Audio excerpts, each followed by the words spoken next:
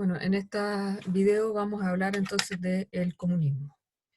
De lo que hemos visto en esta serie de videos y de clases, es evidente que Marx está esperando que el comunismo llegue en las sociedades donde el capitalismo está más desarrollado, ¿cierto? Donde las fuerzas productivas están en su máximo y donde ha llegado al extremo, ¿cierto?, la contradicción de las clases sociales.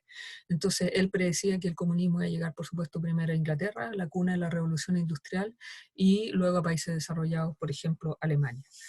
Sin embargo, como sabemos, la historia de dónde se ha desarrollado en la práctica el comunismo es bien distinta, pero eso lo vamos a ver después. Si uno ve en los escritos de Marx, que además se caracterizan porque son bastante equívocos, entonces han dado origen a una diversidad de interpretaciones. Hay dos formas de llegar al comunismo, para extremarlo. Una es la que pone el énfasis, ¿cierto?, en el modo de que vimos del materialismo histórico, en el desarrollo de las fuerzas productivas, o sea, el despliegue de la economía de las fuerzas productivas como el elemento central que va a guiar la historia de la humanidad hacia el comunismo, ¿ya? Y ahí está la lectura, es que él dice que en el capitalismo, recordemos el pensamiento dialéctico que es propio de Marx, en el capitalismo está ya su antítesis. Entonces él va a decir que en el capitalismo ya hay elementos del comunismo. Por ejemplo, las cooperativas, las sociedades anónimas, donde son los propios trabajadores los dueños de los medios de producción, ¿ya? Entonces ahí no se produce la explotación que sí se produce en la típica empresa burguesa. También están las empresas estatales, y él creía que las empresas estatales iban a ser crecientemente más importantes. Habitualmente, las empresas estatales, por ejemplo, proveen los bienes y servicios, ¿cierto? El agua, la electricidad y qué sé yo. Bueno, en Chile sabemos que eso no sucede, pero él creía que crecientemente iban a ser más importantes ese tipo de empresas. Entonces también esos eran más cercanos están ya haciendo que germinara el comunismo al interior del capitalismo. Y lo que él creía es que cooperativas, sociedades anónimas, productos iban a ser crecientemente más relevantes. Y de ahí ya había solo un paso para el despliegue de la sociedad comunista, ¿ya? Entonces, en ese modelo, en la economía, ¿cierto?, en las transformaciones económicas, lo que lleva a la transformación política, ¿ya? Entonces, eh, más allá, acá el que lleva realmente la batuta, si quiere, es la historia. Entonces acá es la idea de la astucia de la historia, ¿cierto? Que pese a que los seres humanos somos actores, no somos conductores de la historia. La historia es la que finalmente se despliega y nosotros jugamos nuestro papel, pero no lo jugamos a nuestra elección, ¿ya? Entonces, en ese sentido, muy a la Hegel, ¿ya? Y la segunda versión, que es evidentemente eh, la que ha tenido en la práctica más eco, ¿cierto? Es la que pone el énfasis en la lucha de clases y en la transformación política. O sea, que se produce una lucha de clases que lleva al que el proletariado asuma el poder político y desde el poder político ejerce la transformación económica, ¿ya? Eh, pero en ambos casos, Marx cree que es fundamental que haya un desarrollo de las fuerzas productivas, que haya, y en ese sentido vamos a ver que el comunismo es una sociedad de la abundancia, ¿ya? Eh, Ahora, ¿qué es lo que es el comunismo? Aquí por eso elegí esta imagen, ¿cierto? Que muestra una sociedad utópica, ¿cierto? Donde el desarrollo económico, la industria, convive en armonía con la naturaleza. Y el ser humano sigue siendo ser humano, eh, no es consumido, devorado, ¿cierto?, por la producción industrial. Entonces es un mundo donde esas contradicciones que hoy día son superadas y son superadas de manera armónica. Eso muestra esta imagen, ¿cierto?, de una sociedad utópica y por eso lo uso para ilustrar el comunismo, ¿ya? Eh,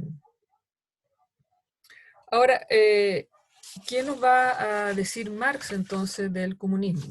Primero, yo les pongo este dibujo basado en una versión utópica, él va a rechazar siempre y va a ser muy resistente a señalar, uno, claramente cómo se va a transitar hacia el comunismo, y dos, a describir en la práctica en qué consiste el comunismo. Bueno, y eso tiene que ver porque él señala que no es algo que nosotros decidamos, sino que básicamente es algo que que se decide en en el desarrollo propio de la historia. O sea, esta idea de que la historia tiene una astucia, que en su caso está guiada por el desarrollo económico. Entonces, él es muy cauto en eso, y de hecho acordémonos que criticaba mucho a los utopistas franceses, etcétera, porque los encontraba idealistas, ¿cierto? Entonces, no es una sociedad que surja de la cabeza de un intelectual, entonces por eso él era muy reticente, ¿ya? Pero así todo, como él nos dijo, qué es lo que es el capitalismo, y que el comunismo es la superación, ¿cierto?, del capitalismo, entonces uno puede asumir ciertas cosas que que el comunismo no va a hacer. Lo primero es que no va a ser alienante, ¿cierto? No va a ser una sociedad donde el ser humano sea un extraño para sí mismo, ¿ya? Eh, Va a ser una sociedad donde el ser humano no está fragmentado, no está dominado por fuerzas que él ha creado, pero que se le aparecen como externas y que lo dominan, ¿ya? No está dominado, ¿ya? Eh, y de hecho no va a haber una contradicción entre el individuo y la sociedad. De hecho, aquí voy a citar textual, él va a decir que en el comunismo el libre desenvolvimiento de cada uno será la condición del libre desenvolvimiento de todos, ¿ya? Entonces, no hay esta oposición entre individualidad y sociedad, que recordemos que eso está desde los inicios del pensamiento de Marx, ¿ya? Eh, en esta idea de que se supera la enajenación, es fundamental entonces la enajenación del trabajo, y ahí la división del trabajo. Recordemos cómo la división del trabajo industrial, fue profundamente criticada por Marx. Y aquí voy a leer un trozo que está en el texto de Aron, que viene de la ideología alemana. Dice: desde el momento en que comienza a dividirse el trabajo, cada uno tiene una esfera de actividad exclusiva y determinada, que se le impone y de la cual no puede salir. Se es cazador, pescador, pastor o crítico, y cada uno debe permanecer en ello si no quiere perder sus medios de existencia. Pero en la sociedad comunista, donde nadie tiene asignado una esfera de actividad exclusiva, y por el contrario, puede perfeccionarse en la rama que le plazca, la sociedad reglamentada, la producción general, y le permite así hacer hoy tal cosa, mañana tal otra, cazar por la mañana, pescar por la tarde, practicar la cría de ganado al atardecer, escribir críticas después de la comida, todo según su voluntad, sin llegar a ser jamás cazador, pescador o crítica.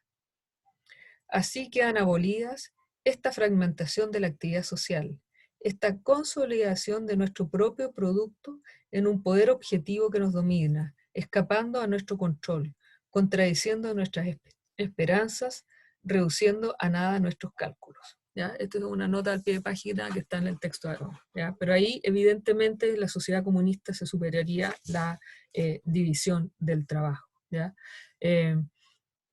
Uno podría decir que la tecnología avanza tanto que el ser humano está solo como un supervisor o controlador del proceso productivo, ¿ya? Se acaba la división, como decía, y que lo muestra muy bien esta ilustración, entre el campo y la sociedad, entre el campo y la industria, entre el ser humano y la industria, ¿ya? Entre el ser humano y la forma de trabajo que instala el capitalismo, ¿ya? Entonces, el fin de la división del trabajo es tanto prerequisito como expresión o manifestación del fin de la alienación, de su superación positiva, trascendente, diría Marx, ¿ya? Entonces ya no hay esta división entre campo y ciudad, entre trabajo intelectual y trabajo manual, y así se logra finalmente la superación de todas estas antítesis y contradicciones. Al final de sus días, él también va a escribir la célebre frase: de cada uno de acuerdo a sus habilidades y a cada uno de acuerdo a sus necesidades, ¿ya? Entonces, con esto está diciendo que en el comunismo se acaba las relaciones humanas basadas en el mercado la monetarización o mercantilización de las relaciones humanas y vuelven a ser basadas en las necesidades, en las habilidades, no en el dinero, digamos, ni en la explotación. Y evidentemente eso conduce al fin de la lucha de clases. Entonces, el comunismo, uno podría decir en síntesis que la mayor parte de la producción está mecanizada. El trabajo que realizamos los seres humanos es altamente gratificado. Las tareas repetitivas y tediosas son realizadas por las máquinas. El trabajo se transforma en una actividad gratificante, donde como seres humanos nos podemos desarrollar en plenitud, ¿ya? Se elimina la alienación del trabajo y recuperamos nuestra humanidad. Y recuperamos también nuestra esencia social, ¿ya? Dejamos de ser individuos aislados, arrojados al mundo. Cada uno tenemos nuestras necesidades satisfechas en forma individual y en forma social, como comunidad. Se acaba la lucha de clases. Es un mundo ideal, ¿no? Bueno, esto es lo que nos promete Marx y en las próximas clases y videos vamos a ver entonces a realizar una crítica y un análisis de cuál ha sido su legado.